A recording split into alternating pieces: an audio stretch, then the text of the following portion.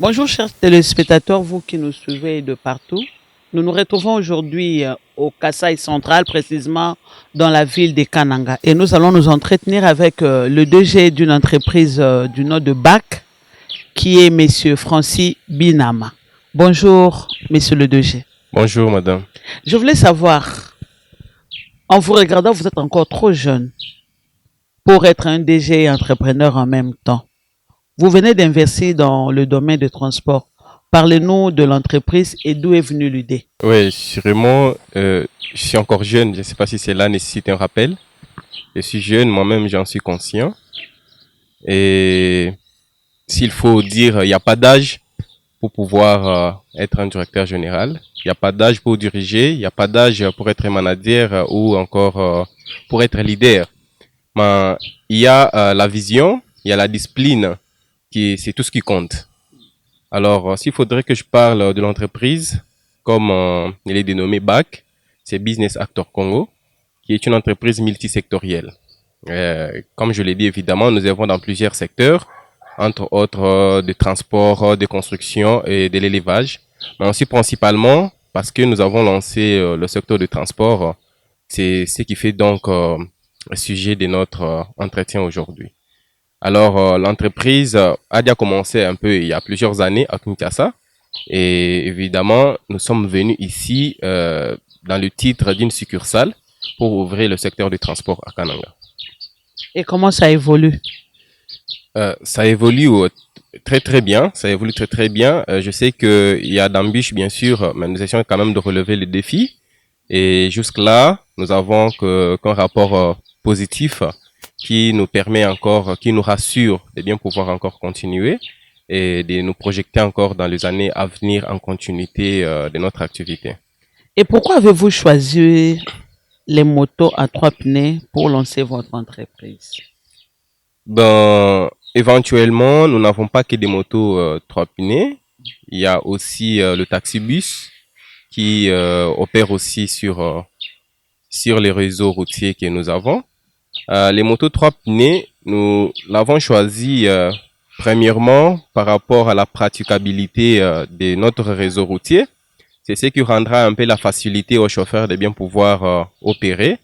Mais également, c'était une innovation en transport. Nous avons voulu donner aussi une valeur ajoutée à ce genre de transport. Voilà pourquoi nous l'avons choisi. Mais on a aussi ajouté à cela le taxibus qui opère aussi également dans le même sens. Et pourquoi avoir créé cette entreprise uniquement dans la ville de Kananga? Avec tout ce qu'on entend parler de la ville, l'argent ne circule pas. Premièrement, je précise que l'entreprise n'est pas créée ici à Kananga. Notre siège social est à Kinshasa, donc nous avons déjà à Kin. Je l'ai dit dans mon discours déjà que Kananga représente, donc c'est comme une succursale pour l'entreprise. Dire que nous ne pouvons pas, par rapport aux réalités économiques, que l'argent ne circule pas, mais comment est-ce que l'argent peut circuler s'il n'y a pas dans quoi mettre de l'argent? L'argent doit circuler quand on a à acheter, quand on a à payer, c'est à ce moment-là que l'argent doit circuler. Et donc, s'il n'y a pas de transport, les gens ne paieront pas de l'argent en vain. Il faut qu'il y ait quand même un moyen de transport qui demandera aux gens de faire circuler leur argent aussi par les moyens, n'est-ce pas, de transport. Il y a l'argent sûrement, mais il n'y avait pas les produits, il n'y avait pas de service. Nous avons compris qu'il faudrait donc amener un service qui fera en sorte que l'argent puisse circuler. Il n'y a pas que cela comme motivation, mais parce que on est revenu ici dans 2 années, on était obligé par moment de circuler que par des motos. Même si vous descendez de l'aéroport, vous êtes obligé de prendre vos valises, vos bagages sur une moto. Et si vous en avez autant, c'était vraiment une pénitence. C'est alors qu'on a songé de pouvoir mettre en place une entreprise, bien sûr, de transport qui pourra permettre, faciliter les déplacements d'abord des gens et aussi relier les éventuelles communautés qui constituent la province. Et sur le plan administratif, ça se passe comment? Vous vous organisez comment? Vous fonctionnez comment?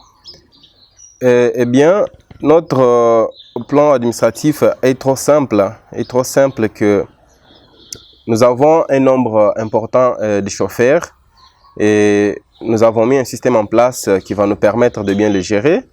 Nous avons un directeur provincial qui est ici. Nous avons un chargé d'exploitation qui doit contrôler sûrement tout le déplacement de chaque véhicule. Nous avons les itinéraires bien précis où chaque véhicule ou moto tricycle va opérer. Et à partir déjà de notre garage ou encore notre parking, nous orientons la sortie de chaque véhicule. Donc, quand il y a un véhicule ou une moto tricycle qui sort, il doit être préalablement enregistré, d'abord par l'identité complète du chauffeur, et aussi son itinéraire, le numéro de son véhicule, ce qui va nous permettre de bien poursuivre chaque chauffeur, les situer où il est et comment les joindre avec facilité. Mais nous avons aussi un système d'une technologie développée de géolocalisation qu'on a eu à installer. Cela nous permet aussi de bien pouvoir contrôler le véhicule, les mototricycles à distance, si peut-être que le chef d'opération ou encore d'exploitation ne sera pas en mesure de les atteindre. Et le recrutement, ça se passe comment? Les recrutements, c'était une étape qu'on a déjà sûrement dépassée. Comme c'était un lancement officiel, et il nous avait fallu avoir déjà un bon nombre de chauffeurs pouvant nous permettre de faire ce lancement. Nous sommes passés par le recrutement, le message ou encore l'offre d'emploi a été publié par le média. Ça a été aussi affiché par nos murs.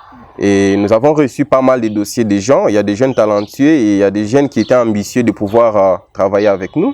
Et nous sommes passés, donc dans ce sens, nous avons recruté un nombre bien limité, moyennant notre besoin. Et ils sont passés par un test d'évaluation pour nous rassurer évidemment que ce sont des chauffeurs compétents qui vont aussi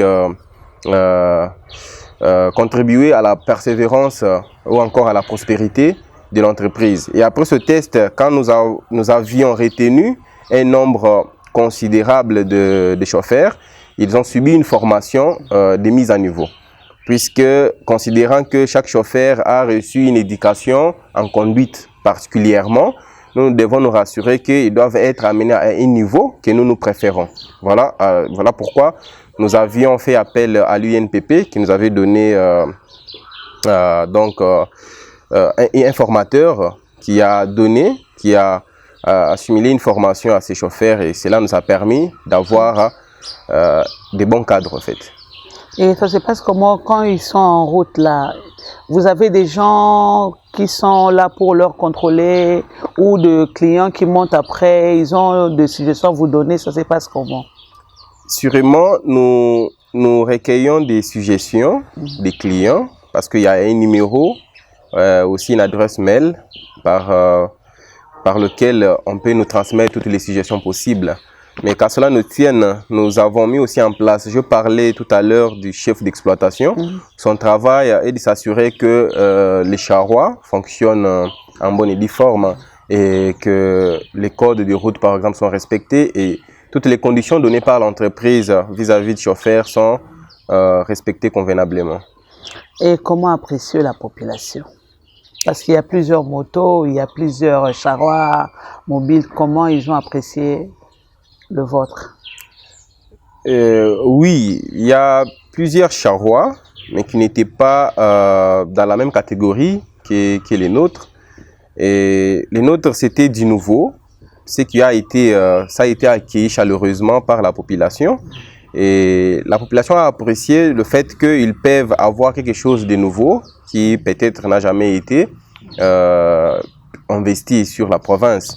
De quelques appréciations reçues, nous avons trouvé que certains se plaignaient d'être sur des motos communément appelées Wewa à tout moment, même quand il plaît, alors qu'ils ont la possibilité d'être couverts, soit dans le véhicule, tout comme dans nos tricycles qui protègent en fait le passager contre aussi les intempéries, la pluie, les soleils et tout. Donc ils sont évidemment très contents parce que ça leur permet non seulement de leur déplacement, mais également aussi des déplacements de leurs biens. Voilà. Et sur le plan administratif, avez-vous eu de facilité? Et sur le plan fiscal, comment cela se passe? Bon, sur le plan fiscal, nous n'avons pas encore assez d'expérience, mais quand même nous avons déjà reçu pas mal d'invitations d'aller répondre à certains besoins, je ne sais pas, étatiques et aussi pour certaines taxes. Les autres, ça apparaissait un peu aberrant parce qu'on n'a qu'une semaine d'exploitation. On pouvait nous demander déjà de payer des taxes donc des taxes sur valeur ajoutée, des taxes sur recettes, alors qu'on se demande la recette est venue d'où. Seulement la province nous soutient, le gouvernement provincial nous a promis son total soutien et nous en espérons. Et votre charroi est composé de combien de motos à 3 roues? Les motos tricycles sont au nombre de 20 qui opèrent sur la ville, mais à cela est ajouté 12 minibus, taxibus qui opèrent aussi sur un cadre un peu très particulier, entre autres pour les passagers de l'aéroport, tous nos invités, des gens qui viennent, qui ne maîtrisent pas la ville. Ça leur sert aussi évidemment de les amener dans leurs endroits habituels où ils doivent vivre. Avez-vous prévu un garage pour l'entretien et la réparation de véhicules? Sûrement, et oui. de motos? Sûrement. À l'achat, au fait, du charroi, on a payé aussi tout un équipage ou l'outillage nous permettant à l'entretien de véhicules et aussi des mototricycles. Et quand cela est arrivé, nous avons procédé aussi à un recrutement de mécaniciens aussi compétents pouvant nous permettre aux entretiens et au dépannage des charrois. Et donc, là, chez nous, nous avons un garage, c'est par là où on peut réparer, c'est par là où on peut entretenir. Et voilà.